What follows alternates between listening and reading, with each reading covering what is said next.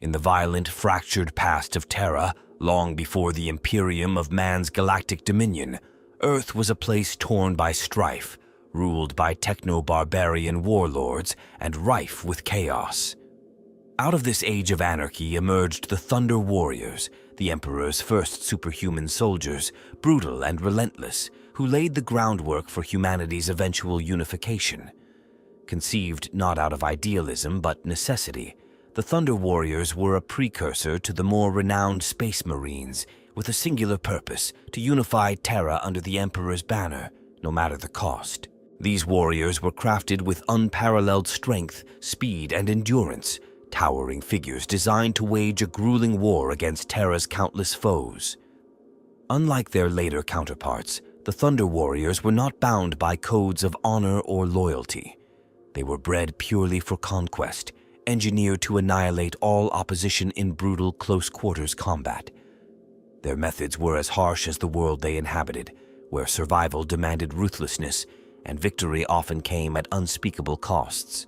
They were a blunt instrument, wielded with brutal efficiency in a time when the Emperor's ideals were still shadows of what they would eventually become. The Thunder Warriors were a means to an end, the Emperor's first experiment in creating genetically enhanced warriors. While the exact methods of their creation remain lost to history, they were not without their flaws. Physically imposing and mentally resilient, these warriors possessed remarkable abilities, but were also plagued by instability, both physical and psychological. They were not meant to survive in a world of peace. Their engineered enhancements would ultimately lead to their rapid degeneration. Many believe that the Emperor always knew this, that the Thunder Warriors were expendable instruments to be discarded once their purpose was served. Despite this grim destiny, the Thunder Warriors achieved the impossible. They dismantled the techno-barbarian empires, including the fiercest of Terra's warlords, establishing a unified front that allowed the Emperor to pursue his greater vision, the Great Crusade to reclaim humanity's lost worlds. Yet their story is overshadowed by tragedy and betrayal. After their victory, they were deemed relics of a barbaric age, a potential threat to the order the Emperor envisioned. The Thunder Warriors' loyalty, though fierce, was never their own choice. It was imposed upon them, and once their duty was fulfilled, they became casualties of the Emperor's unyielding ambitions.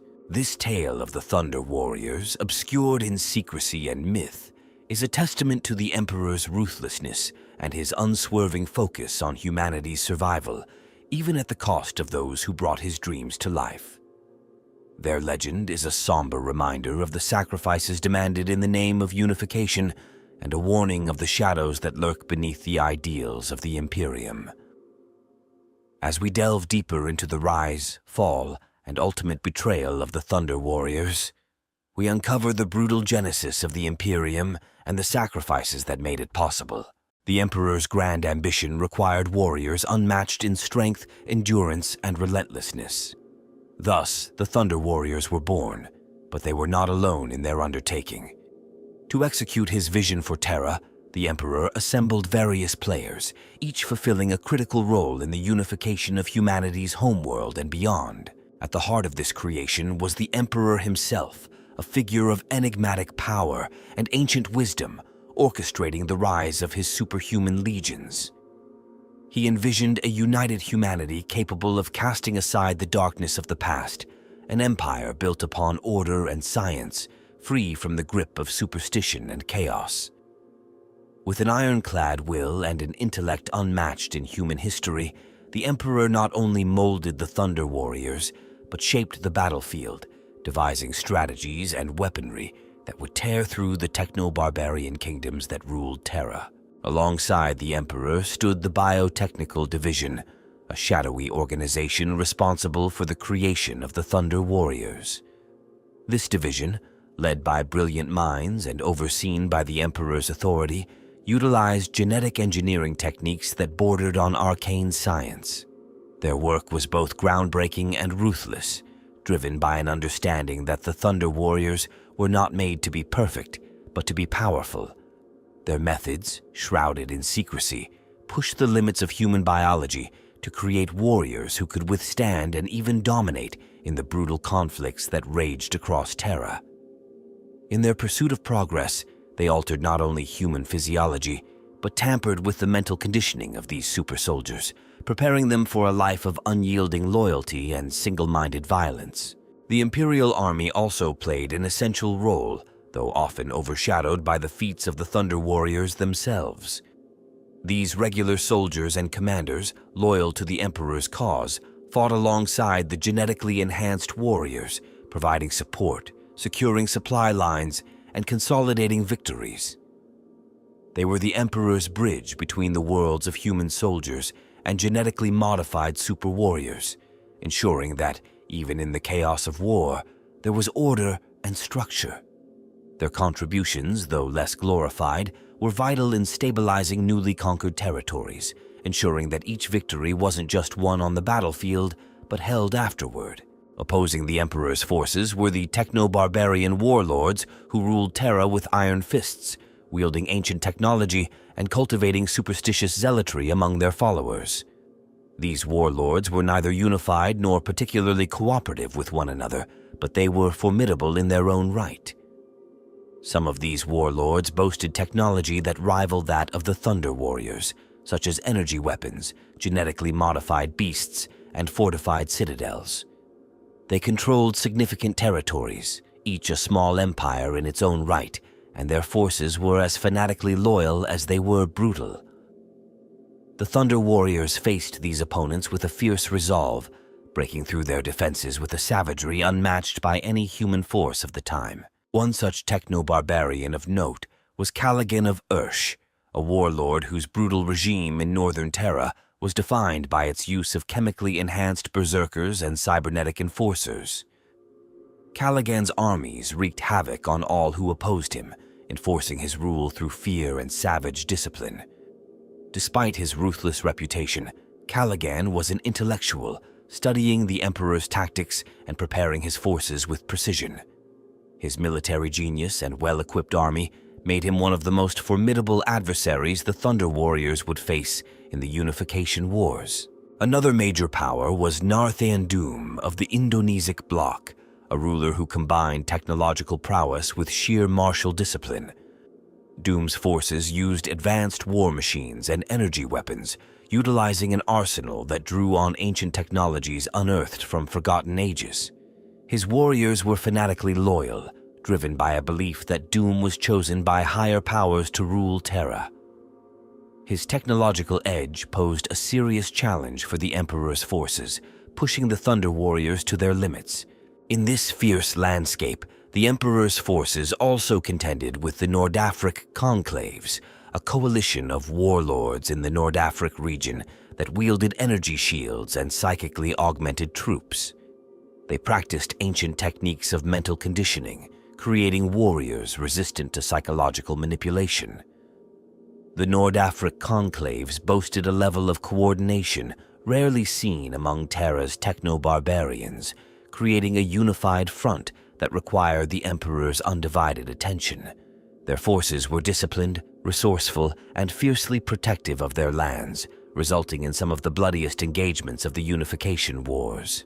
To confront and defeat these mighty foes, the Thunder Warriors relied on tactical officers and field commanders, non-genetically modified soldiers tasked with coordinating assaults, gathering intelligence, and adapting strategies on the fly.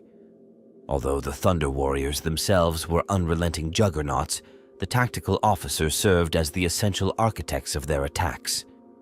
These officers, often highly skilled and knowledgeable in warfare, managed the intricacies of battle, directing the Thunder Warriors as one might steer a battering ram.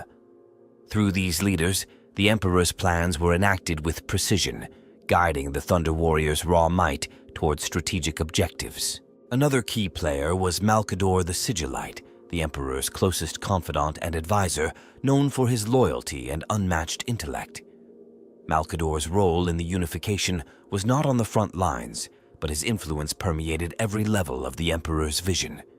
He provided counsel, advising on matters of diplomacy and governance, and had an instrumental hand in shaping the early policies of the Imperium. Malkador's work was as critical to unification as any battle, laying the groundwork for the future bureaucracy that would one day rule the Imperium. With Malkador's support, the Emperor could focus on the broader vision of humanity's destiny, trusting his trusted sigillite to manage the nascent empire. Finally, the population of Terra itself was an often overlooked factor in the Emperor's campaign. The fractured people, torn between allegiances to different warlords, faced an existential decision: to resist or to submit to the Emperor's vision of unity. As the Thunder Warriors crushed the armies of opposing warlords, those who survived were given a choice: to bend the knee or perish. Many Terran tribes and factions initially resisted the Emperor's rule, holding fast to their ancient customs, beliefs, and ways of life. However, as the Emperor's victories mounted, the populace began to see the benefits of unification: safety, stability, and a chance to escape the cycle of endless war. The support of the people, won both by fear and by promise of a new future, became a quiet but essential force in solidifying the Emperor's rule. Together, these forces forged an alliance, though one born of necessity rather than trust or mutual understanding. The Emperor's power alone was not enough to bring Terra under one rule. It required an intricate web of loyalists, strategists, administrators, and brutal enforcers. Each player, from the mightiest Thunder Warrior to the humblest Terran citizen, contributed to the war's final outcome. And while the Emperor's designs were meticulously planned, it was the actions of these diverse players that ultimately brought Terra into a new age. The legacy they left behind was one of both triumph and tragedy, as they laid the foundations for an empire that would span the stars, paying the price with their lives, identities, and in some cases, their very humanity. In the early years of Terra's unification, the world was a chaotic battleground divided by warlords who ruled over vast, isolated territories with ruthless control. Each region held to its own ways and allegiances, fortified by ancient technologies, tribal beliefs, and deep-rooted hostilities toward any force attempting to unify the planet. For millennia, Terra had been locked in a state of brutal survival, its civilizations on the verge of collapse as they fought each other over dwindling resources and jealously guarded knowledge. Into this bleak and fractured world, the Emperor introduced his vision of unification, intending to reclaim Terra from barbarism and push humanity toward a new age. The Emperor recognized that to unite Terra, he would need to overcome not only the warlords and their armies, but the hardened beliefs and traditions that defined Terran society. The people of Terra had become used to warfare as a fact of life, with little hope for peace or progress. Allegiances were personal, often sworn to family or clan leaders rather than any concept of a unified government. The few attempts at diplomacy across regions were easily shattered by long-standing vendettas and conflicts over ancient rivalries. The Emperor's unification, therefore, required not only military might, but a complete reimagining of society itself, a shift that would be imposed upon Terra through force, vision, and relentless determination. One of the critical turning points came in the form of resource control. Terra's fragmented territories were starved for energy, minerals, and arable land. In some areas, basic technology had regressed, and populations were forced to scavenge relics of the dark age of technology. The Emperor understood that controlling resources would be essential in dismantling the warlord's power. His initial campaigns targeted these strategic locations, mineral-rich regions, food production hubs, and energy centers that had the potential to fuel his war machine. By capturing and securing these assets, he could deny the warlords the materials they needed to sustain their regimes and gradually bring them to submission. Through this method, the Emperor not only deprived his enemies of resources, but gained the leverage to sway local populations who had lived under scarcity for generations. But perhaps the most significant challenge was ideological. Many of Terra's techno-barbarian leaders claimed to be either chosen by ancient gods or wielders of forgotten knowledge, identities which gave them an almost mythic status among their people. From the fanatical cults of the Indonesic bloc to the technocratic mysticism of the Nordafric conclaves, these rulers inspired fierce loyalty among their followers, who viewed any outsider, especially the emperor, as an existential threat to their beliefs and way of life. To counter this, the emperor initiated a campaign not only of military conquest, but of cultural transformation. He openly dismissed superstition and myth, proclaiming that human advancement should be rooted in reason, knowledge, and unity. This ideological shift was radical, one that promised to liberate humanity from the chains of fear and ignorance. But it was also met with suspicion and outright hostility from those who saw the emperor's doctrine as heretical. The emperor's strategy became one of both devastation and reconstruction. As his forces dismantled the old regimes, the emperor worked to build new societal structures in their place, offering order and stability to those who had known only chaos. Across Terra, he established centers of learning, where rediscovered knowledge from the dark age of technology could be studied and preserved. He cultivated scholars, engineers, and scientists, educating the next generation to view the emperor's vision as a beacon of progress rather than a threat.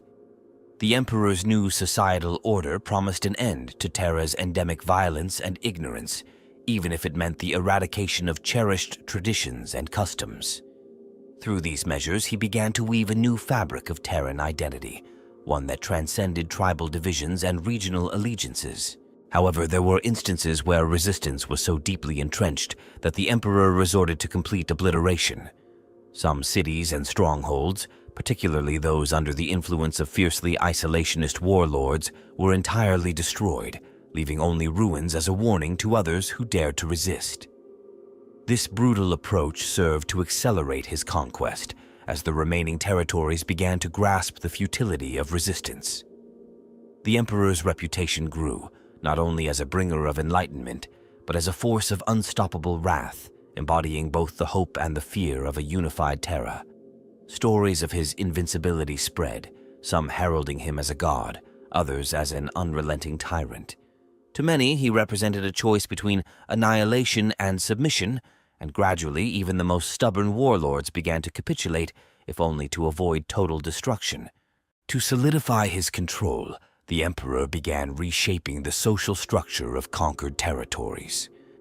Ancient noble houses that had survived the upheavals were dissolved or redefined, replaced with loyalists who adhered to his principles and governance. This restructuring ensured that even those who retained power after conquest were bound by the emperor's vision. Military leaders from within these territories who swore fealty to the emperor were sometimes granted positions of authority, allowing them to retain their influence but under strict imperial oversight. In this way, the emperor transformed potential adversaries into allies, binding them to his cause with promises of power and prosperity in the new order. For many former rivals, it was a bitter bargain, but one they could not afford to refuse. Education and infrastructure became tools of pacification and loyalty. The emperor introduced programs to teach the youth of Terra a new history, one free from tribal loyalties and ancient feuds. Schools and academies sprang up across conquered territories, instilling in the younger generation a sense of unity under the emperor's rule. Roads, irrigation systems, and basic healthcare transformed once neglected regions, creating tangible benefits that bred loyalty and dependency on the emperor's governance. Gradually, Terra's people came to see that the emperor's rule, though harsh, offered stability and growth in contrast to the uncertainty and violence that had defined their lives before. Yet, not all were persuaded. In the isolated and hostile regions of Terra, there were still pockets of fierce resistance. Some communities, clinging to the remnants of their shattered cultures, waged guerrilla campaigns against the emperor's forces, using the rugged terrain to their advantage. Small but determined, these pockets of defiance proved to be thorns in the emperor's side, requiring him to commit additional resources and deploy specialized forces to root them out. The Thunder Warriors, while efficient on the battlefield, were not suited for the patient, drawn-out conflicts of these regions. Instead, the Emperor began developing more tactically versatile forces, foreshadowing the need for future legions who could adapt to a variety of combat environments. The most dangerous opposition, however, came from the remnants of Terra's ruling elite, those who had amassed considerable influence and power within the techno-barbarian kingdoms. Some had foreseen the rise of the Emperor and had prepared for a prolonged conflict, consolidating their power and resources in hidden bastions. These elites, although isolated from one another, shared a common goal: the preservation of their authority and the rejection of the Emperor's vision. In response, the Emperor initiated a relentless purge, deploying his Thunder Warriors to hunt down and eliminate these figures one by one. The operations were swift, brutal, and often took place under the cover of darkness. By targeting the leadership of his enemies, the Emperor dismantled resistance at its roots, leaving the remaining followers leaderless and demoralized. Thus, the foundation for a unified Terra was laid, not through compromise or negotiation, but through an unyielding campaign of domination, engineered transformation, and the ruthless suppression of opposition. The Emperor's new order began to take shape, an iron rule that promised both progress and absolute control. His success was not born from his vision alone, but from a carefully calculated balance of destruction and reconstruction, a balance that demanded sacrifices from all sides. This duality of builder and destroyer became the cornerstone of the Emperor's rule and set the stage for an Imperium that would one day stretch across the stars. With Terra nearly brought to heel, the Emperor's gaze shifted beyond, to the heavens above. The foundation was laid, but it had cost countless lives and demanded the relentless sacrifice of an entire generation. Terra was unified, but at what cost? This question lingered, but it would soon be overshadowed as the Emperor began preparing for his next, even greater endeavor: the unification of humanity across the galaxy. The campaign to unite Terra under one banner was a brutal sequence of battles that transformed the planet from a fractured realm of rival empires into a single, unified stronghold under the Emperor's rule. The process was neither swift nor easy. It demanded years of ceaseless conflict, marked by pivotal confrontations and strategic maneuvers that gradually wore down the Emperor's adversaries. With the Thunder Warriors at the forefront, the Emperor's forces marched relentlessly, bringing each region to heel one by one, until Terra was no longer a world divided, but a world reborn. One of the earliest and most decisive confrontations was the Siege of Gaduar, a battle that tested the Emperor's forces against one of Terra's oldest and most fortified strongholds. The city of Gaduar had been a symbol of defiance, renowned for its towering walls and immense stockpiles of pre-imperial technology. Its ruling warlord, a fierce technocrat who ruled with a mixture of superstition and science, commanded a well-equipped army that had repelled numerous invasions over the centuries. The Emperor recognized that Gaduar was more than just a city. It was a beacon of resistance, a place that would inspire others to rise against him if left unchallenged. The siege was a grueling affair, one that required not only the brute strength of the Thunder Warriors, but also precise coordination with siege engineers and heavy artillery teams. As the Emperor's forces pounded Gaduar's defenses day and night, the city's defenders fought with desperate fury, refusing to yield. But the Thunder Warriors were unstoppable, their genetically engineered resilience allowing them to endure conditions that would have broken any normal soldier. They shattered the gates, stormed the battlements, and waged a close-quarters battle that turned the streets of Gaduar into rivers of blood. When the smoke finally cleared, Gaduar lay in ruins, its defenders crushed, and its once proud towers reduced to rubble. With this victory, the Emperor sent a powerful message to the remaining warlords. No fortress, no matter how impenetrable, could withstand his wrath. Following the fall of Gaduar, the Emperor turned his sights to the Nordafric conclaves, a coalition of technologically advanced enclaves in northern Africa. These conclaves were known for their mastery over energy weapons and their ability to harness ancient technologies that had been lost to most of Terra. The rulers of Nordafric had formed an alliance, pooling their resources in the hopes of preserving their autonomy in the face of the Emperor's conquest. Unlike many other regions which had been loosely organized, the Nordafric conclaves were united and fiercely determined, making them one of the most challenging adversaries the Emperor's forces would face. The battle for Nordafric unfolded as a war of attrition, with both sides suffering heavy losses. The conclaves deployed powerful energy barriers and automated defense systems, using their technological advantage to hold off the Emperor's advance. The Thunder Warriors led the charge, breaking through energy shields and tearing down defensive lines with their overwhelming strength. Yet, the Emperor realized that brute force alone would not be enough to take Nordafric. He ordered his forces to conduct targeted strikes against the conclave's power sources, sabotaging their energy supplies and gradually weakening their defenses. This strategy turned the tide of battle, and after weeks of relentless assaults, the Emperor's forces broke through. The Nordafric conclaves fell, their leaders captured or executed, and their secrets claimed by the Emperor's biotechnical division to further his ambitions. Another crucial engagement took place in the mountainous regions of the Himalaya Plateau, where the Emperor's forces encountered the Himalazi Protectorate, a faction renowned for its elite warrior caste and mastery of guerrilla tactics. The Himalazi warriors were known for their endurance and familiarity with the harsh terrain, which they used to ambush and harass the Emperor's forces. The region's high-altitude passes and treacherous landscapes made it nearly impossible to mount a direct assault, and the Emperor's initial attempts to advance were met with devastating counterattacks from the Protectorate's troops. In response, the Emperor adopted a different approach, utilizing small, highly trained units to conduct hit-and-run tactics of his own, gradually wearing down the Protectorate's forces over time. He deployed specialized teams equipped with the latest tracking devices, capable of locating and neutralizing the hidden camps where the Himalazi warriors had taken refuge. The Thunder Warriors, despite their bulk and brutal fighting style, adapted to the harsh conditions, proving as relentless in mountainous warfare as they were in open battle.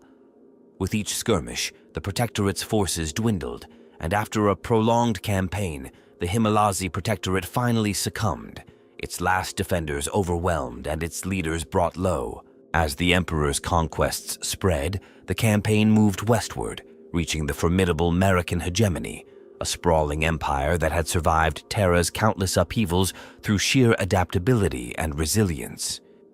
The American hegemony was led by a charismatic ruler known for his cunning diplomacy and a complex network of alliances with smaller neighboring factions. The Emperor understood that this was not an opponent who could be defeated through military force alone. Instead, he initiated a diplomatic offensive, secretly offering terms of allegiance to some of America's allies in exchange for concessions and autonomy within his new order. The Emperor's strategy succeeded in fracturing the hegemony's alliances, isolating its ruler and weakening its defenses. Once the Emperor had secured key supporters, his forces launched a coordinated assault, breaching the hegemony's borders and swiftly dismantling its defenses. By the time the hegemony's ruler realized the extent of his isolation, it was too late. His forces, deprived of reinforcements, were quickly overwhelmed by the Emperor's combined army. The American hegemony collapsed, its territories absorbed into the growing empire, and the Emperor gained a new contingent of loyalists from the former allies of the hegemony who had chosen to join his cause. One of the bloodiest campaigns in the unification of Terra occurred in the ancient and densely populated territories of Asiatic dust. This region was home to vast, sprawling city-states that had survived by cultivating a culture of fierce independence and resilience. Unlike other territories, the city-states of Asiatic dust were heavily fortified and well-prepared, having endured centuries of conflict. Each city-state was a fortress in its own right, with walls that had withstood the ravages of countless wars. Their leaders were seasoned warlords, deeply entrenched and ready to resist to the last breath. The Emperor's forces faced stiff resistance here, as each city-state fought with a tenacity that matched even the Thunder Warriors' brutality. The siege warfare in Asiatic dust stretched on for months, with both sides suffering enormous casualties.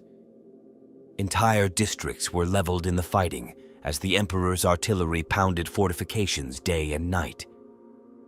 The Thunder Warriors led assault after assault, breaking through walls and fortifications, only to face fresh waves of defenders armed with ancient weapons and siege engines.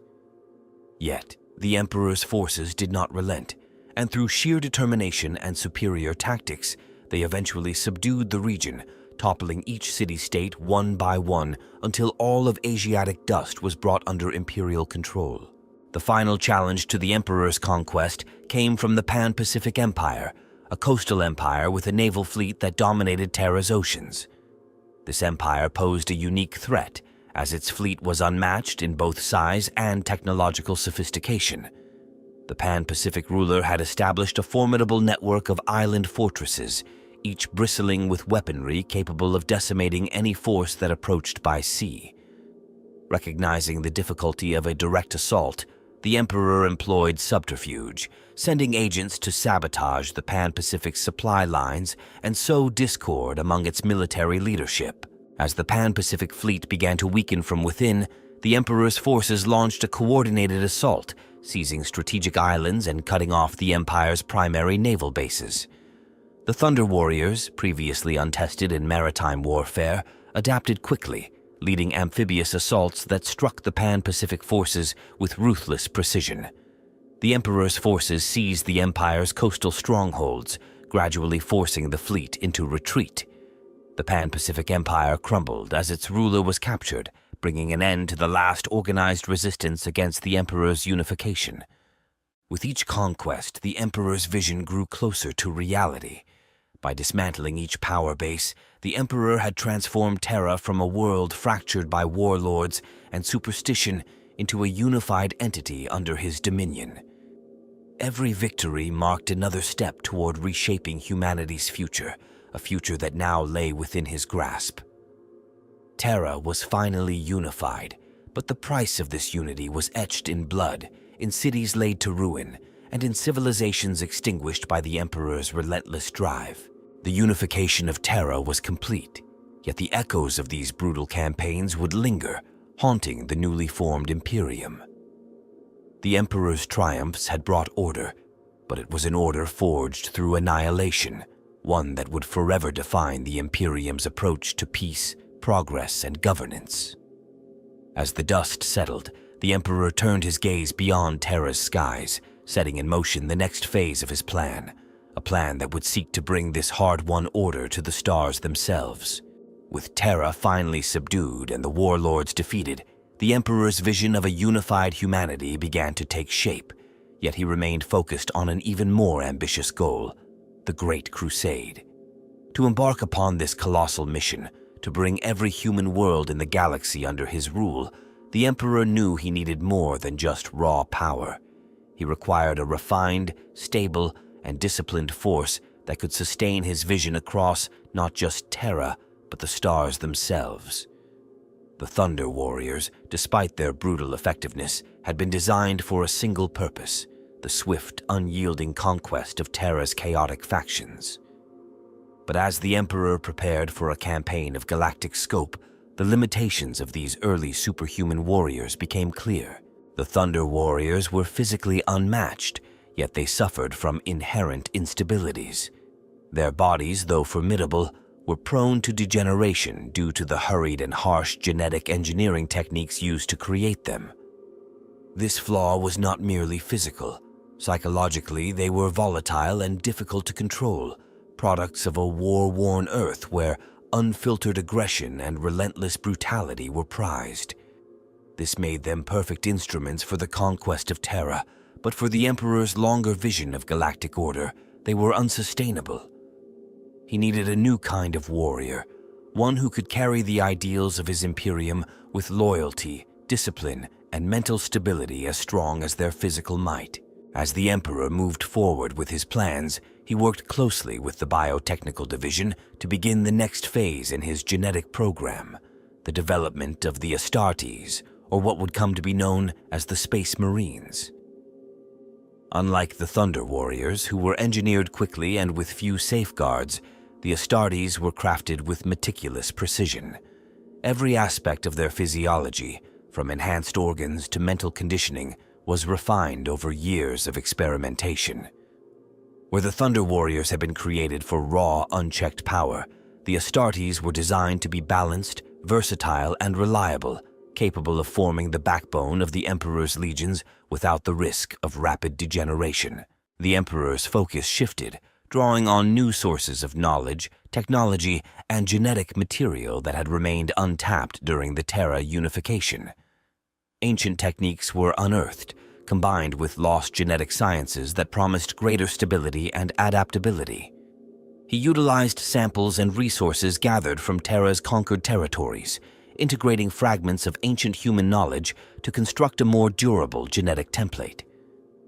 These templates allowed for the creation of the Space Marines, warriors who could withstand the demands of interstellar campaigns and endure long periods of service without succumbing to the degeneration that plagued the Thunder Warriors. But while the Astartes project was underway, the Thunder Warriors continued to serve in their remaining campaigns.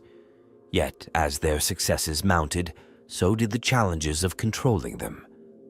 As the Emperor's authority over Terra grew firmer, whispers of dissent began to spread among the Thunder Warriors.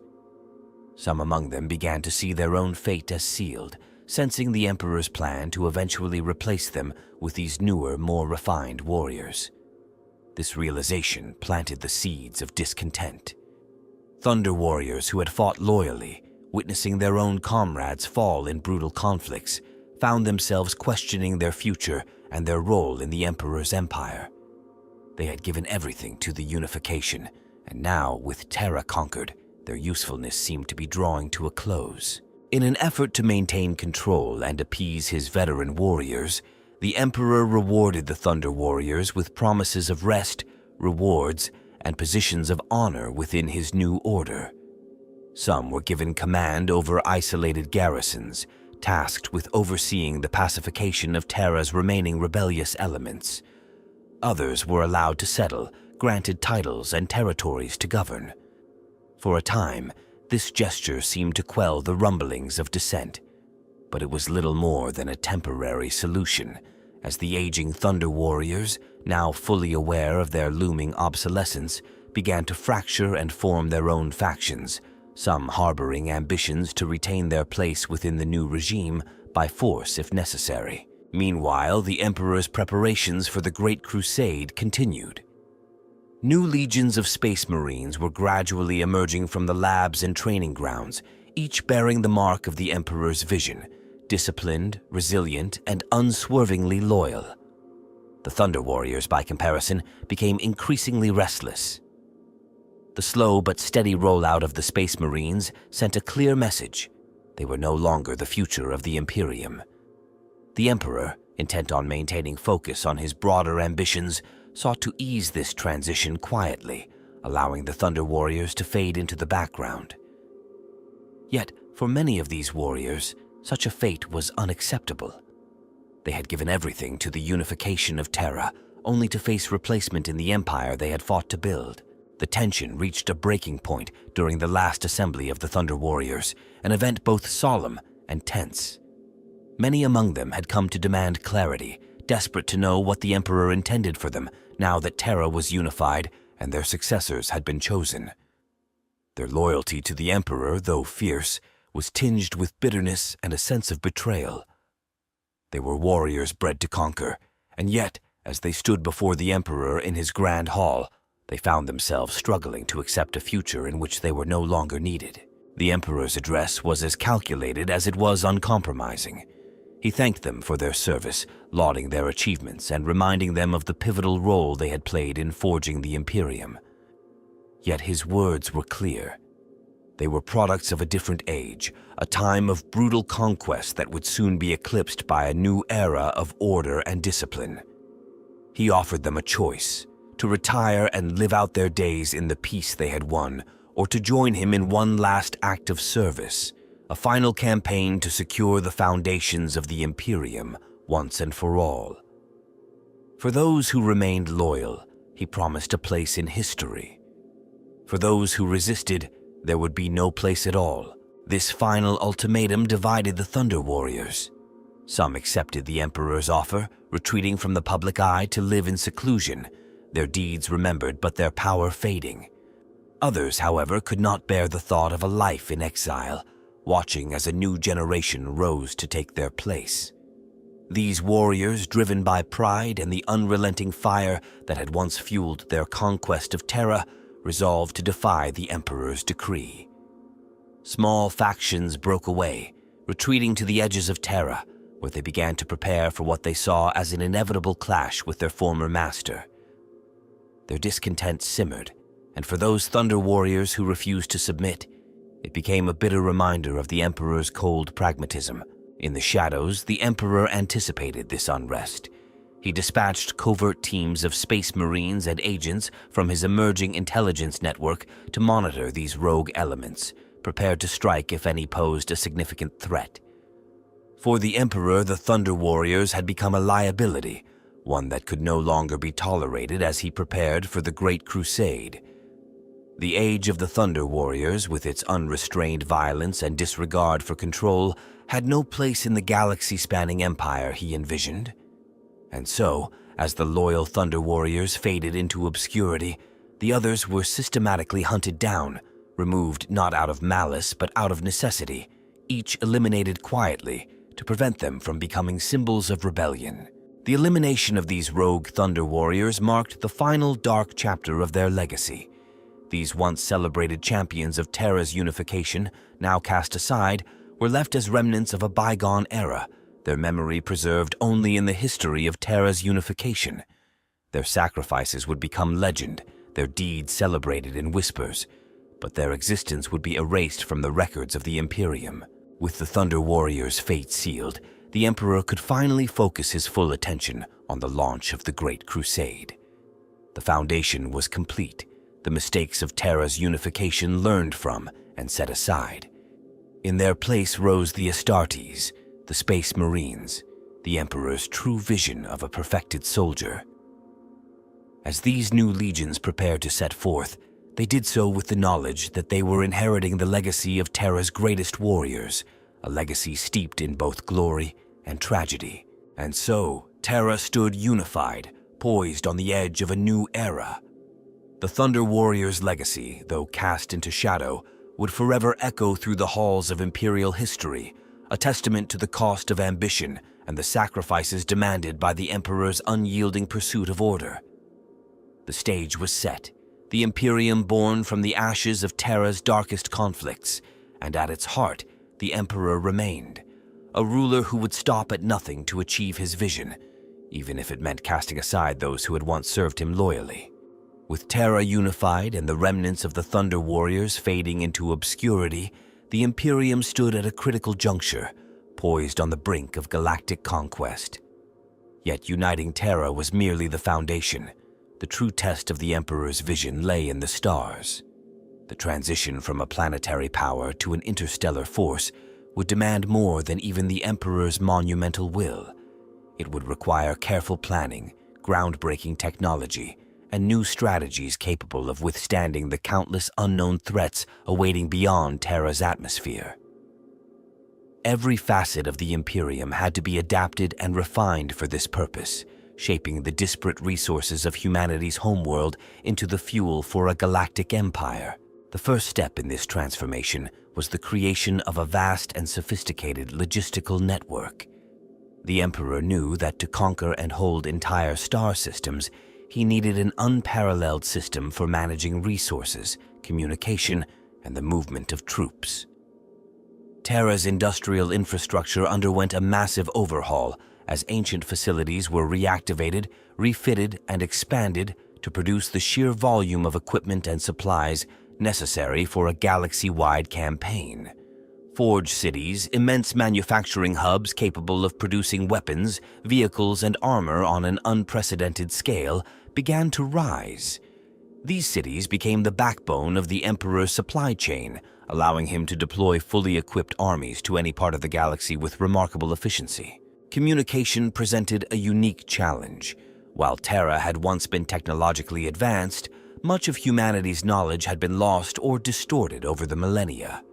To restore reliable interstellar communication, the Emperor revitalized the ancient practices of the astropaths, specially trained psychers capable of sending messages across vast distances through the warp. However, the warp itself was unpredictable and fraught with dangers. To mitigate these risks, the Emperor created the Astronomicon, a psychic beacon of immense power designed to guide his fleets through the darkness of space. Fueled by the Emperor's own immense psychic abilities, the Astronomicon would enable the Imperium's fleets to navigate safely through the warp, marking a crucial step in establishing reliable communication and travel across the stars. In tandem with these logistical advances, the Emperor prioritized the development of a vast fleet capable of enforcing his will on a galactic scale. The newly expanded shipyards orbiting Terra worked tirelessly to produce a massive armada, outfitted with warships capable of devastating planetary defenses and transporting entire armies across the galaxy. This fleet included everything from agile strike vessels designed for rapid response to colossal battleships bristling with firepower, each a testament to the Emperor's unyielding drive.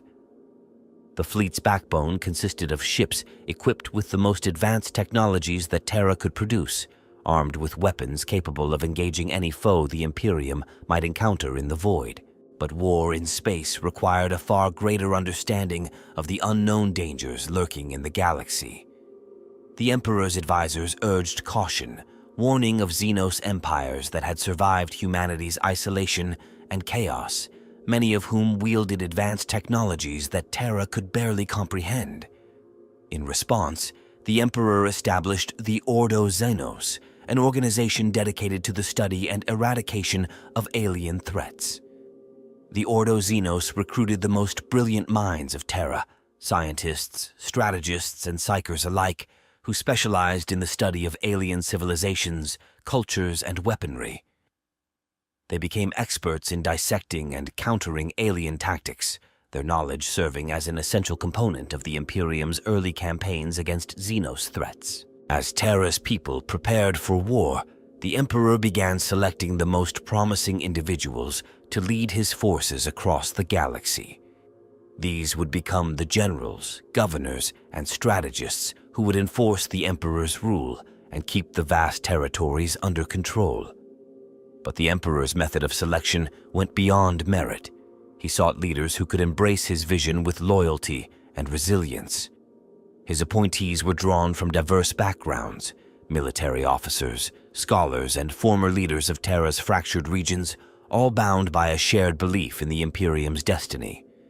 These individuals were tested, indoctrinated, and trained to think not in terms of conquest alone, but in the administration of entire worlds, the enforcement of imperial doctrine, and the maintenance of a unified front in the face of galactic-scale challenges. Among these chosen leaders were the primarchs, genetically engineered beings who would serve as the Emperor's closest allies and the ultimate commanders of his legions.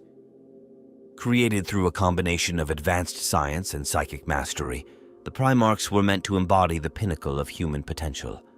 They were designed to be symbols of strength, intelligence, and loyalty, figures who could inspire their legions and lead them into the darkest corners of the galaxy. Each primarch was unique, reflecting different aspects of the Emperor's own personality and vision, and they would go on to command the Space Marine legions, wielding the Emperor's power across the stars.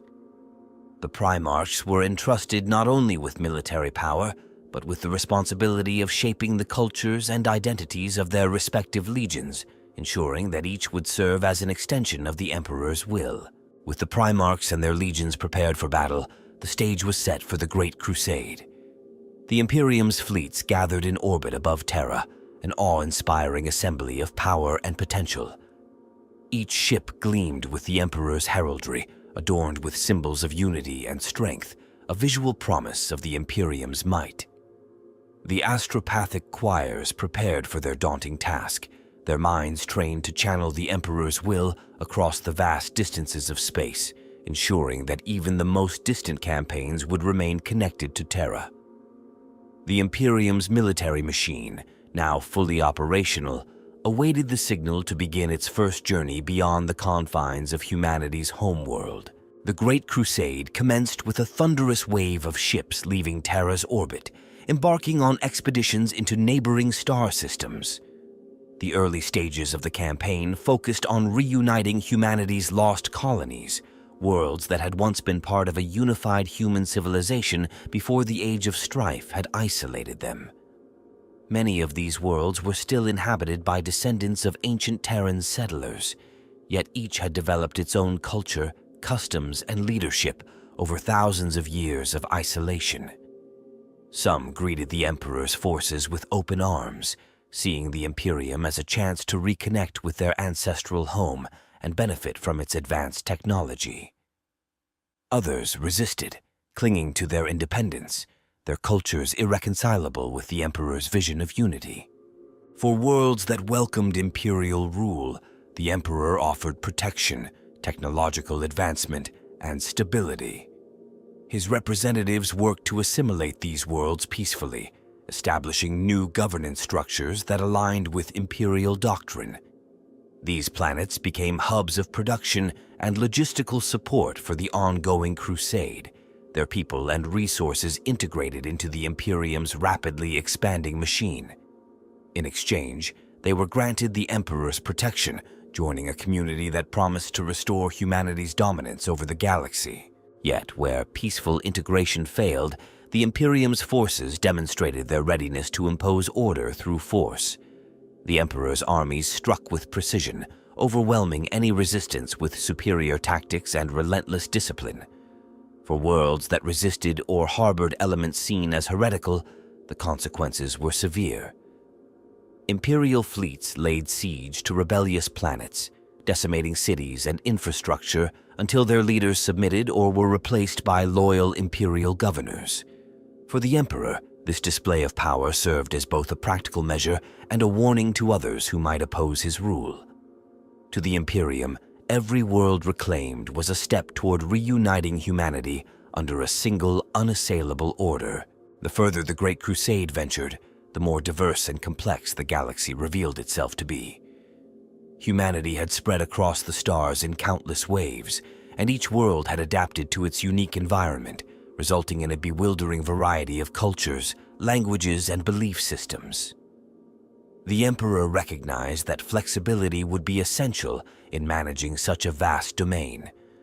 While every world was expected to adhere to the core tenets of the imperial truth, science, unity, and loyalty to the Emperor, many planets were allowed to retain local customs, provided these did not conflict with imperial ideology. This strategic tolerance allowed the Imperium to maintain cohesion while avoiding unnecessary conflicts that might otherwise drain resources and lives. However, not all the galaxy's inhabitants were human. Alien species had also thrived, with some developing civilizations that rivaled or even surpassed the technological prowess of Terra. Encounters with these Xenos empires were inevitable, and the Imperium's stance was unyielding. All Xenos were to be subjugated or destroyed. To the Emperor, they were a direct threat to humanity's rightful place in the galaxy, a reminder of the dangers that had nearly led to humanity's extinction. The Ordo Xenos played a vital role in identifying these alien threats, providing intelligence and strategies that allowed the Imperium's forces to engage and eliminate them with ruthless efficiency. As the Great Crusade progressed, the Imperium expanded at an exponential rate. Each victory emboldened the Emperor's forces, each conquest reaffirming the vision of a galaxy united under one rule. Entire sectors fell under the Imperium's banner, their inhabitants absorbed into the growing empire, their resources redirected to fuel the next campaign. Planets once isolated and struggling now found themselves part of a vast, interconnected web of trade, military support, and cultural exchange, an imperium that promised peace through strength and prosperity through unity. In the relentless advance of the Great Crusade, the Emperor's ambition became a tangible reality, a vast network of human worlds linked by shared purpose and indomitable will. Each battle, each victory, was a testament to the might of the Imperium and the unyielding resolve of the Emperor. With each world reclaimed, the dream of a galaxy under a single, unified banner drew closer to realization, marking the beginning of a new era where humanity would reign supreme among the stars. As the Great Crusade advanced, the Imperium developed distinct methods of warfare, blending ancient Terran tactics with revolutionary strategies suited to the vastness of interstellar conflict. Each campaign brought new challenges, from unfamiliar terrain to foes with weaponry and tactics that Terra had never encountered. To address this, the Emperor introduced a doctrine of adaptability, encouraging his commanders to refine their approach with each new engagement. Flexibility and precision became the hallmarks of imperial warfare, supported by a relentless commitment to securing victory no matter the cost. Central to this doctrine was the deployment of specialized legions, each equipped and trained for different forms of warfare. The Space Marine legions were crafted not only for brute strength, but for a mastery of combat that encompassed nearly every possible scenario. Each legion was expected to function as a self-contained military force, capable of handling extended campaigns without needing extensive logistical support. This autonomy was crucial for the Crusade's rapid expansion, allowing each legion to operate independently while maintaining cohesion across distant fronts. Imperial commanders could rely on these forces to execute complex operations, whether on hostile alien worlds, the surfaces of barren moons, or the densely populated cities of lost human colonies. The technology employed by the Imperium during these campaigns was a blend of rediscovered ancient knowledge and recent advancements. Energy weapons became a staple of the Space Marine arsenal, offering reliable firepower capable of devastating enemy forces. These included plasma weaponry, capable of melting through nearly any material, and bolters, which fired explosive rounds that could pierce armor and obliterate foes upon impact. The bolter, in particular, became a signature weapon of the astartes, a symbol of the lethal efficiency that defined Imperial combat doctrine. These weapons allowed the Space Marines to maintain overwhelming firepower, providing them with an advantage in both open engagements and close-quarters skirmishes. In addition to infantry weaponry, the Imperium invested heavily in armored vehicles, each designed to support different types of terrain and enemy forces. The iconic Land Raider tanks, with their thick armor and immense firepower, were used to breach enemy fortifications, clearing paths for advancing troops. Similarly, Rhino transports allowed for rapid troop movement, delivering squads of Space Marines to the heart of battle with the speed and protection necessary to maintain the momentum of Imperial assaults. These vehicles enabled the Imperium to launch full-scale invasions with an unprecedented level of force and efficiency, ensuring that any opposition would be quickly overwhelmed. However, perhaps the most unique aspect of Imperial warfare was its use of psychic abilities. The Emperor, a being of immense psychic power himself, recognized the strategic potential of harnessing the warp, the immaterial realm that connected distant parts of the galaxy. Although the warp was dangerous and unpredictable, the Emperor trained specific individuals, known as librarians, to wield its power as a weapon. These psychers, drawn from the ranks of the Space Marines, were capable of turning the tide of battle through telekinesis, mind control, and destructive blasts of energy. With their abilities, they could create shields to protect troops, disrupt enemy formations, and even crush armored vehicles through sheer force of will.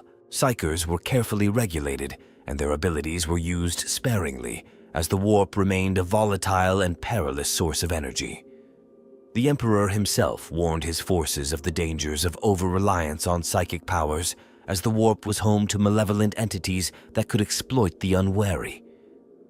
Still, the tactical advantages provided by librarians were undeniable, allowing the Imperium to counter alien psychers and resist hostile warp phenomena that would otherwise have overwhelmed even the best-trained forces.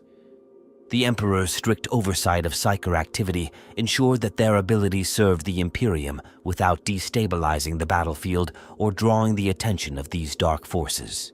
Another cornerstone of Imperial tactics was the doctrine of overwhelming force. The Imperium's philosophy was one of total conquest. Enemies were not merely defeated, but annihilated to ensure they posed no future threat. This approach was particularly effective against xenos species, whose cultures and biology were often incompatible with human values or governance. When encountering alien empires, the Imperium unleashed the full might of its legions, reducing enemy civilizations to ruins if they refused to submit.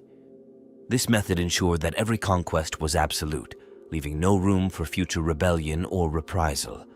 While brutal, this approach solidified the Imperium's reputation as an unstoppable force. Its legions feared across the galaxy for their uncompromising brutality. Despite its effectiveness, this strategy was not without consequence. In certain campaigns, entire civilizations were eradicated, their histories and cultures erased in a single, merciless sweep. These actions earned the Imperium a fearsome reputation among alien species, and in some cases, provoked alliances of xenos who sought to resist humanity's advance. Some alien factions banded together, forming loose coalitions in an attempt to hold off the Imperial tide. Though they posed little threat to the Imperium's ultimate goals, these coalitions occasionally succeeded in slowing the pace of conquest, forcing the Imperium to devote additional resources to what might have otherwise been swift victories. As the Great Crusade progressed, the Imperium developed complex protocols for planetary assault, each tailored to specific environments and threats. In highly urbanized worlds, Space Marine squads specialized in close-quarters combat were deployed to neutralize enemy strongholds in the labyrinthine networks of dense cities. On forested or jungle worlds, where enemy forces utilized natural cover for ambushes, the Imperium deployed recon squads equipped with camouflaging gear and long-range weaponry to infiltrate and eliminate threats with precision. Desert worlds, with their harsh conditions, required advanced supply lines and environmental suits for troops to operate effectively, a task accomplished by specialized support teams adept at adapting Imperial technology to local conditions. In addition to these conventional tactics, the Imperium developed psychological warfare strategies that became a critical part of its approach to galactic conquest. Propaganda was used to spread the image of the Emperor as a godlike savior, instilling both awe and fear in conquered populations. Each victory was followed by a systematic reshaping of local cultures, replacing their beliefs and practices with the tenets of the imperial truth. Temples, statues, and libraries were erected in the Emperor's honor, promoting him as the sole beacon of humanity's future. This ideological restructuring was crucial to cementing the loyalty of newly conquered populations, ensuring that they would view the Imperium as both their protector and their ruler. The Imperium also harnessed terror as a weapon against resistance. After each victory, Imperial forces often conducted public displays of power, executing captured enemy leaders and broadcasting these events across occupied regions. For many worlds, these acts were enough to deter rebellion and instill a grudging acceptance of imperial rule. In cases where entire populations resisted, the Imperium did not hesitate to make examples of them. Worlds that refused to submit were subjected to orbital bombardments that leveled entire cities, serving as stark warnings to any who might consider defying the Emperor.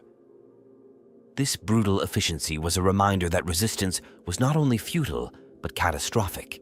Through these methods, the Imperium forged a path across the stars, each conquest reinforcing its dominion and each victory expanding its reach. Alien races, rogue human colonies, and forgotten empires fell one after another before the might of the Emperor's legions. The galaxy, once a fragmented expanse of isolated worlds, was gradually reshaped into an interconnected realm under a single rule. But each conquest carried a cost, And as the Imperium grew, so too did the challenges of maintaining control over such a vast and diverse empire. The Emperor's armies were powerful, but they were finite, and each newly conquered world required resources and attention to ensure it remained loyal. As the Crusade advanced deeper into unknown regions of space, the Imperium encountered phenomena that defied even the Emperor's expectations. Strange celestial anomalies, powerful psychic disturbances, and unknown entities emerged, posing dangers beyond traditional warfare. These encounters required Imperial forces to adapt quickly, devising new tactics and seeking knowledge that might offer an edge against these unpredictable threats. The galaxy was more dangerous and complex than even the Emperor had anticipated, and as his forces moved further from Terra, they found themselves entering territories that resisted conquest not through armies, but through the very fabric of reality itself.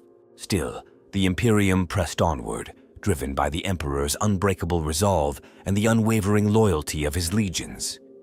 Each campaign, each victory, added another piece to the vast puzzle that was galactic unification. With the Emperor at its helm, the Imperium seemed unstoppable, its armies spreading a relentless order across the galaxy. Yet the galaxy's mysteries were far from exhausted, and as the Crusade continued, it became clear that the greatest challenges were yet to come, challenges that would test the Imperium's strength, resilience, and commitment to its vision of a unified humanity. As the Great Crusade advanced, it became clear that some individuals would be remembered not only for their military skill, but for the powerful influence they wielded over those they led. Among the warriors, commanders, and advisors who served in this vast campaign, a few rose to unparalleled prominence, shaping the course of the Imperium through their courage, cunning, or sheer will. These figures became legendary within the Imperium, not merely as conquerors, but as symbols of humanity's relentless drive to impose order upon the galaxy. Their actions, both celebrated and controversial, forged an indelible legacy that would echo through the ages. One of the most iconic figures of the Crusade was Rogel Dorn, a commander whose dedication to the Emperor's vision and mastery of fortifications became legendary. Known for his unyielding resolve, Dorn earned respect for his ability to defend even the most vulnerable positions against overwhelming odds. He demonstrated an exceptional talent for anticipating enemy movements and devising defenses that absorbed the brunt of the assault, allowing his forces to counterattack with brutal efficiency. Dorn's strategic genius extended beyond the battlefield. He designed vast fortresses and defenses that ensured conquered worlds remained secure, forming an iron wall that shielded the Imperium's core from external threats. Under Dorn's leadership, Imperial forces turned each newly won world into a bastion, ensuring the security of the expanding realm and providing staging grounds for future campaigns. Then there was Lion L. Johnson, a figure as mysterious as he was brilliant, whose command style and decision-making often defied traditional Imperial expectations. L. Johnson had a mind that seemed made for the labyrinthine challenges of the Crusade, marked by an intense focus on planning and a talent for adapting to complex environments. He excelled in situations that required subtlety and nuance, using intricate strategies that confounded his enemies and often left them outmaneuvered before the battle had even begun. His loyalty to the Emperor was unwavering, yet L. Johnson was a lone figure in many respects, preferring to keep his own counsel and often operating in ways that set him apart from other commanders. Despite his enigmatic nature, he was fiercely respected by those who fought under him, and his unique approach allowed him to conquer and hold difficult worlds that might have eluded the grasp of less unconventional leaders.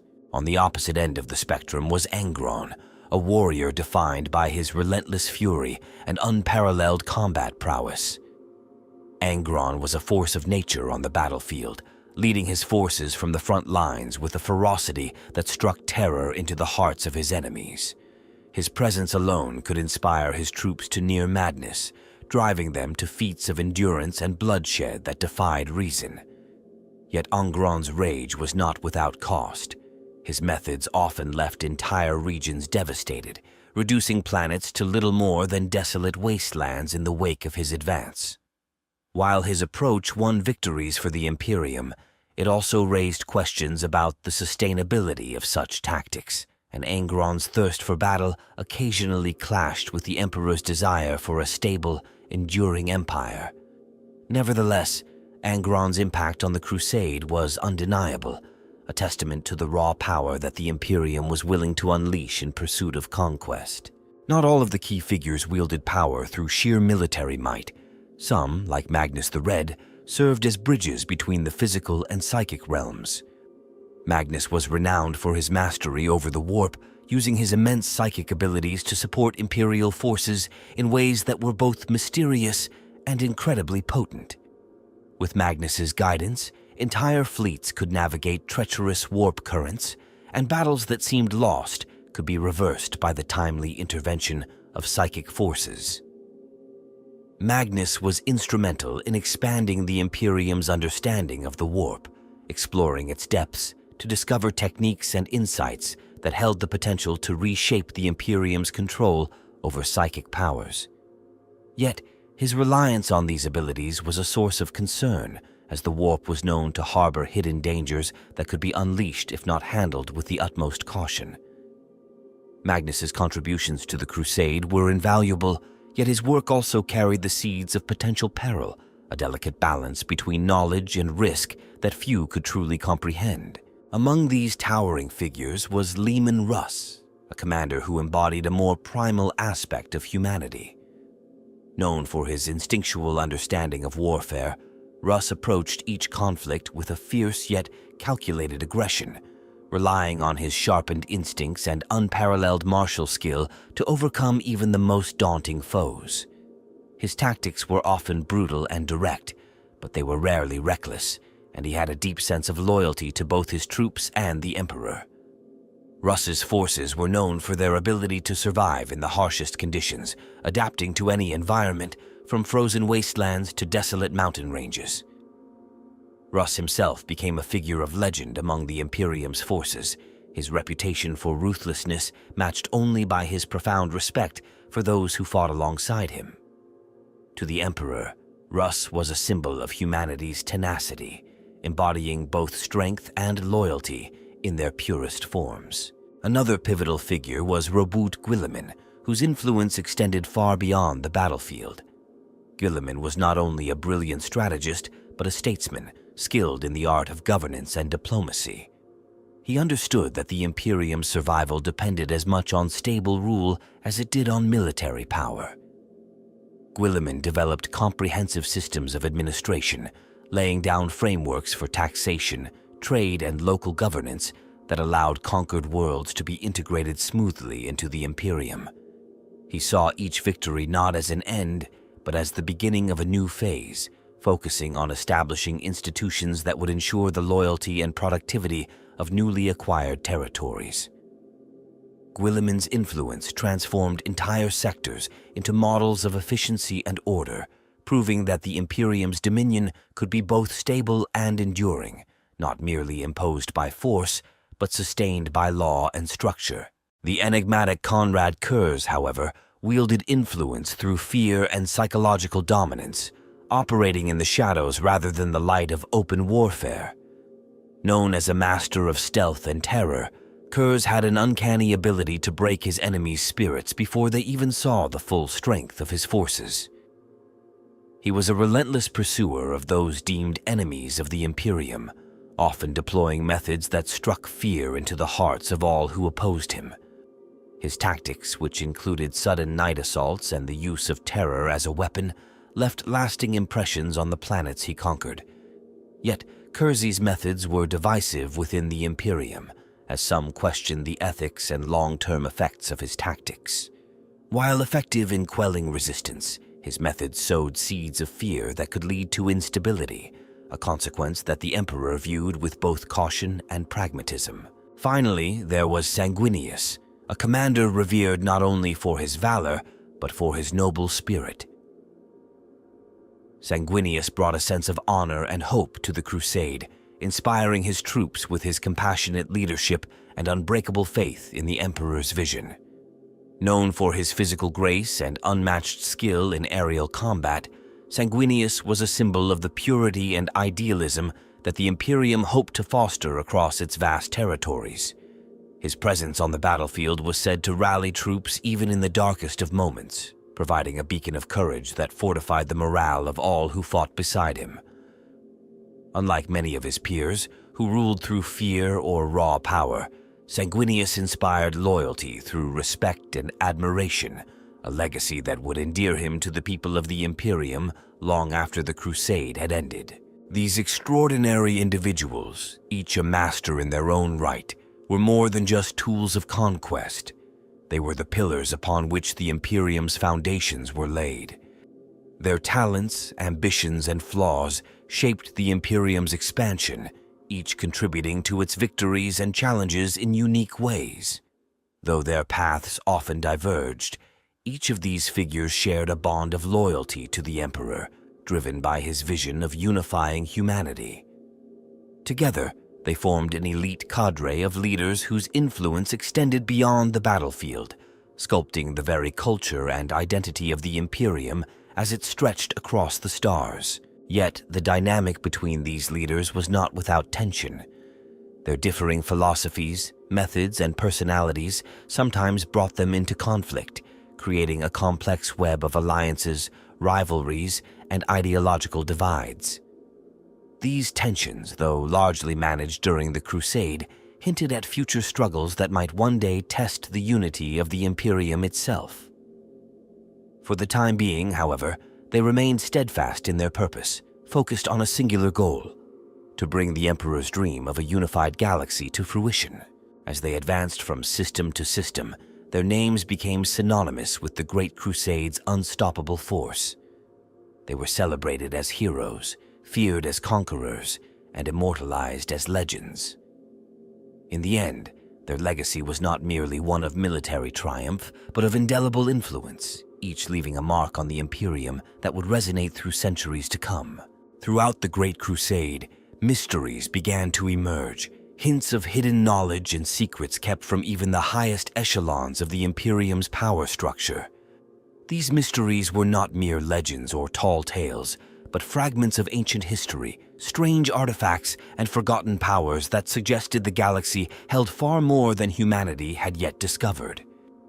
As the Imperium expanded, its forces encountered phenomena that defied explanation: anomalies in the warp, ruins of advanced civilizations, and objects that seemed to predate human history. For the Emperor, who sought to guide humanity with reason and order, these secrets were both a source of potential power and a dire warning of the unknown forces that lingered in the darkness beyond human understanding. One of the most enigmatic discoveries was the Blackstone fortresses, vast ancient structures that drifted through the void, untouched by time or decay.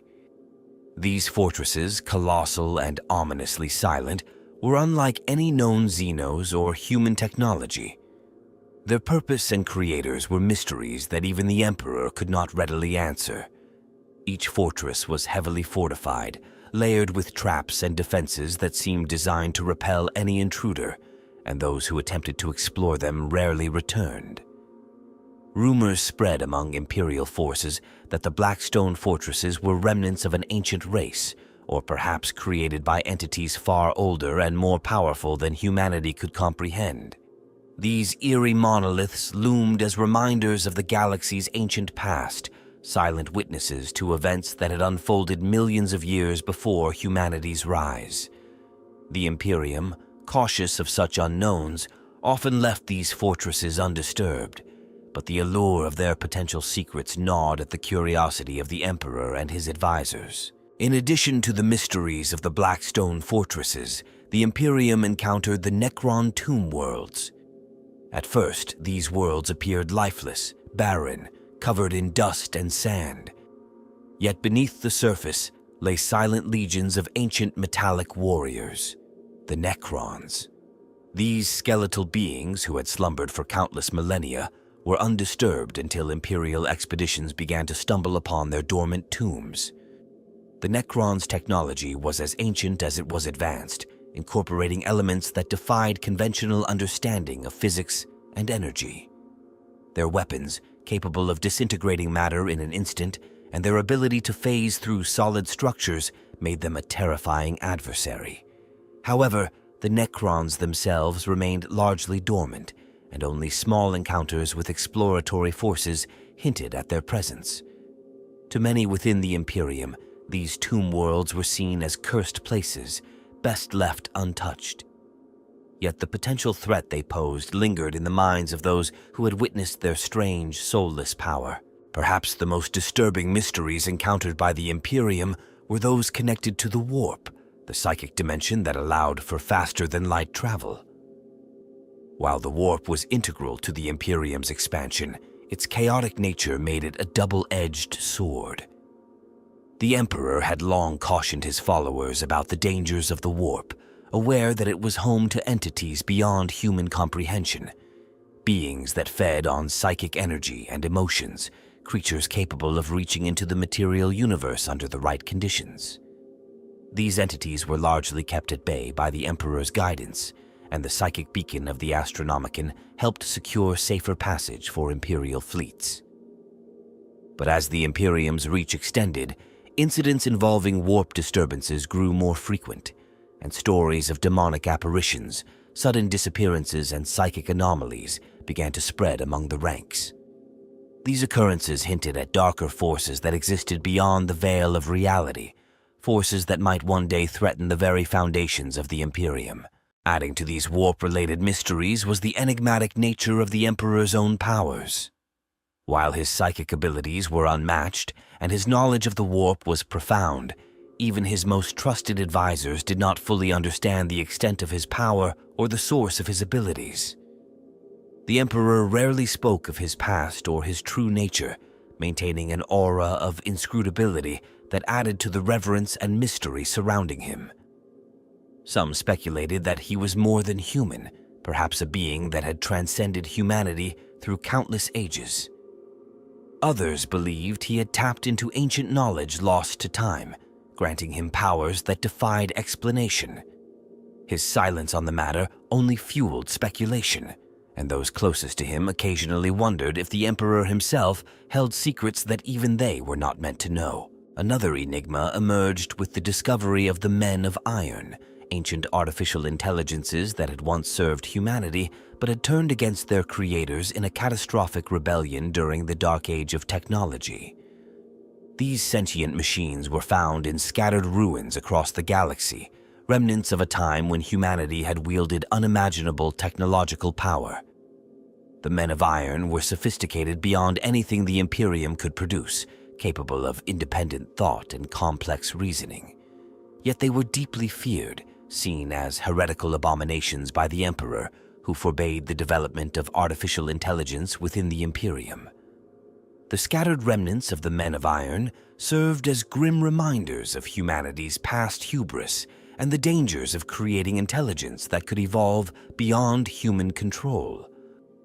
The Emperor's decree banning AI was absolute, but the existence of these relics posed a silent question about the limits of humanity's reach and the potential consequences of delving too deeply into the forbidden realms of knowledge. Beyond technological enigmas, the Imperium encountered biological mysteries as well, including the Tyrannid bioforms.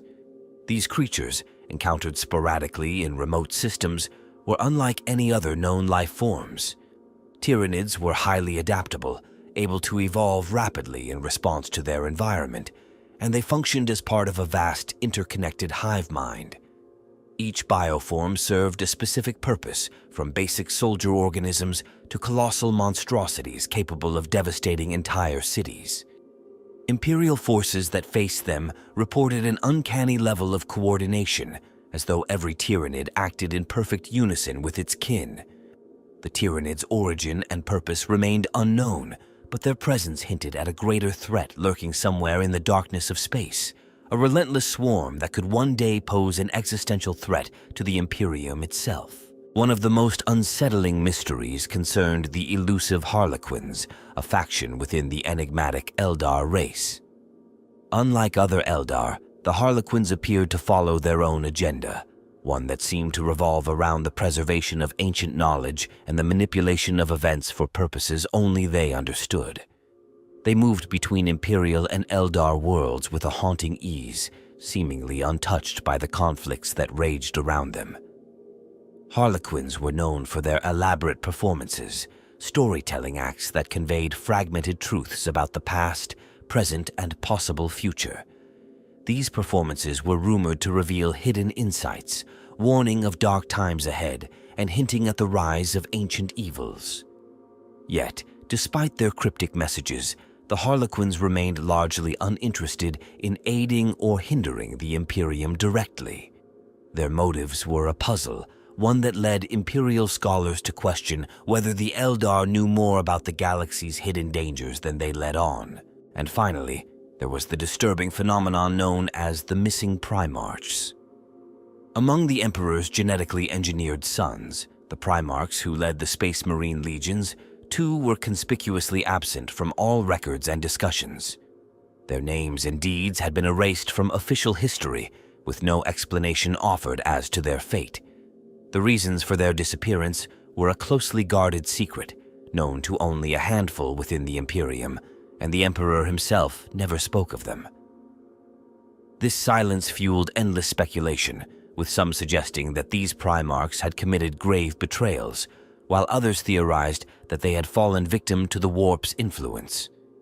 Regardless of the truth, their absence loomed as a haunting mystery, a gap in the tapestry of the Emperor's legacy that none dared openly question. Together, these mysteries formed a hidden undercurrent within the Imperium, a reminder that despite its power, humanity's understanding of the galaxy remained incomplete. For every star system conquered, every alien species defeated, and every world brought under Imperial rule, there were questions that lingered, truths that remained hidden in the shadows. These unknowns served as both a challenge and a warning, urging caution even as the Imperium grew ever more confident in its dominance. The Emperor himself seemed to bear the weight of these secrets, an inscrutable figure who held knowledge that he chose not to share. His determination to keep certain mysteries hidden suggested a protective impulse, as if revealing too much might unravel the very foundations of the Imperium. And yet, for all his power, even the Emperor could not entirely shield his followers from the pull of curiosity or the potential dangers that these mysteries represented. In the depths of space, amid ancient ruins, and within the minds of the Imperium's psychers, whispers of forbidden knowledge echoed, a testament to the galaxy's vast and untamed nature, a nature that humanity had only begun to understand. As the Great Crusade pushed further into the galaxy, the Imperium found itself at a moment of both triumph and peril. The dream of a unified humanity seemed within reach, yet with each conquest and newly encountered mystery, the challenges of maintaining control over such an immense empire grew. The Emperor's vision had never been closer to reality, but it required a constant vigilance, a delicate balance between order and the ever-present chaos, threatening to unravel the Imperium from within and without. As the campaign reached its zenith, the Emperor began considering what kind of future would secure the Imperium for millennia to come, ensuring that his sacrifices and those of his countless followers would not be in vain. One of the most pressing concerns was governance. The Imperium was expanding faster than any administrative structure could fully control, with new worlds joining the fold at an overwhelming pace. These territories varied vastly, each with its own customs, resources, and challenges. To avoid the danger of rebellion or fragmentation, the Emperor knew he needed a system of governance that would be both flexible and absolute. His solution lay in the creation of a vast bureaucracy, overseen by hand-picked officials and military leaders who would answer directly to Terra. This Adeptus Administratum was tasked with overseeing taxation, resource allocation, and the enforcement of imperial laws across the vast domain, ensuring that every world contributed to the greater good of humanity. Yet, bureaucracy alone would not suffice. The Emperor established a network of imperial governors, rulers appointed to manage individual planets or entire sectors on behalf of the Imperium. These governors wielded significant power, acting as the Emperor's proxy, but they were also bound by strict guidelines to ensure they upheld his vision of unity and order. This decentralized model allowed for adaptability, enabling each governor to address local needs while maintaining loyalty to Terra. However, the power vested in these governors also held inherent risks. Should a governor grow too ambitious, the potential for rebellion or corruption would increase, challenging the Imperium's control and stability. Recognizing these dangers, the Emperor established checks on this power through a series of organizations tasked with monitoring the governors and rooting out potential threats. The Adeptus Arbites, an elite corps of enforcers, was responsible for maintaining law and order on Imperial worlds.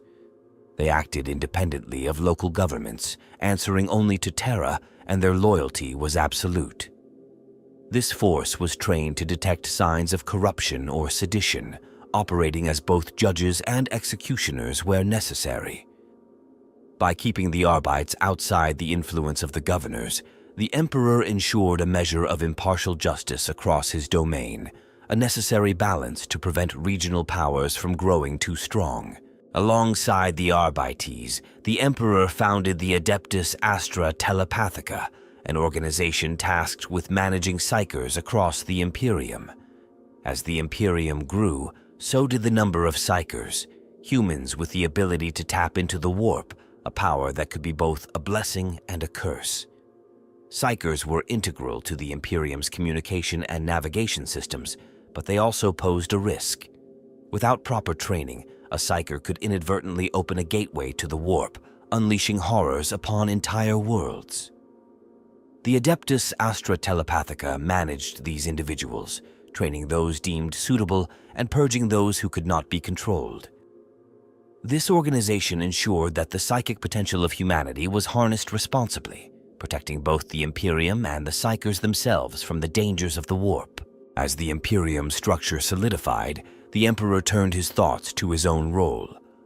Though he was the undisputed ruler, he harbored an unspoken vision for humanity, a vision where he would one day step back, leaving an enduring system of governance that could stand without his constant presence.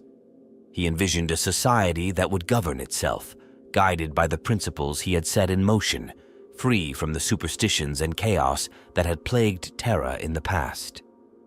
To facilitate this transition, he began reducing his public appearances, delegating more authority to his advisors and commanders, preparing humanity for a future in which it would stand on its own, free from his direct influence. This decision, however, introduced its own set of complications. For many within the Imperium, the Emperor was more than just a ruler. He was a living symbol of unity and an almost mythical figure. As he withdrew from public life, a void began to form, one that some within the Imperium sought to fill. Advisors and military leaders began to consolidate power, their ambitions fueled by the Emperor's relative absence. Although the Emperor's withdrawal was intended to strengthen the Imperium's independence, it inadvertently sparked competition among his closest followers, each eager to assert their influence and interpret the Emperor's vision according to their own beliefs. In the shadows, factions began to form, some seeking to uphold the Emperor's ideals, others driven by personal ambition or ideological differences.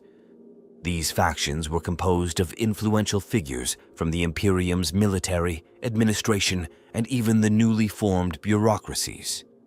What began as minor disagreements over policy and priorities soon escalated into significant divides as each faction sought to gain the Emperor's favor or secure a place within his future order. These growing rivalries, hidden from the public eye, began to strain the unity that had once been the Imperium's greatest strength. Yet the Emperor remained focused, preparing for his final project, the creation of a webway network that would allow humanity to travel across the galaxy without relying on the dangerous warp. This endeavor, inspired by the ancient technology of the Eldar, was intended to ensure humanity's safety from the warp's perils. If successful, it would grant the Imperium near-instantaneous travel, freeing it from the dangers of warp travel and reducing the Imperium's dependence on psychers. This project required the Emperor's full attention, and he withdrew further from the public eye to concentrate on its completion, entrusting the management of the Imperium to his primarchs and advisors. However, this prolonged absence only exacerbated the tensions simmering within the Imperium. Rumors spread among the Imperium's citizens and soldiers, whispers of the Emperor's intentions and speculations about the future. Some questioned his commitment to the Great Crusade, wondering why he would choose to withdraw at such a crucial time. Others viewed his absence as an opportunity, seizing the chance to expand their own influence. The seeds of discord, sown in secrecy, began to take root, and loyalties once unwavering grew uncertain. As the Emperor labored on his final vision, an insidious threat emerged from within his own ranks. Some of the primarchs, feeling abandoned or misled, began to question the Emperor's motives. Their doubts, combined with growing ideological differences, created rifts that no one could have anticipated. These divisions reached a critical point, giving rise to betrayal and insurrection on a scale that threatened to tear the Imperium apart. Once loyal sons turned against their father, igniting a conflict that would plunge the Imperium into a civil war of unimaginable scale. This conflict, later known as the Horus Heresy, shattered the Emperor's dream of a peaceful, unified Imperium. The betrayal and ensuing devastation would mark the beginning of a dark era, one that forced the Imperium to abandon its ideals of progress and embrace a new, harsher reality. The hope for a self-sustaining empire faded, replaced by an uncompromising regime that prioritized survival over enlightenment. In the end, the Emperor's vision was left in ruins, his once loyal primarchs divided, and the Imperium was transformed into a fortress besieged from within and without. The legacy of the Great Crusade, with its triumphs, sacrifices, and hidden costs, became a bittersweet memory. The Imperium endured, but its golden age was lost, replaced by an era of ceaseless warfare and stagnation. The ideals that had once driven humanity forward were buried under the weight of betrayal, secrecy, and an unending struggle for survival. The Imperium, forged in the fires of unity, would remain forever scarred by the events that followed, a testament to the cost of ambition and the fragility of even the most unbreakable dreams.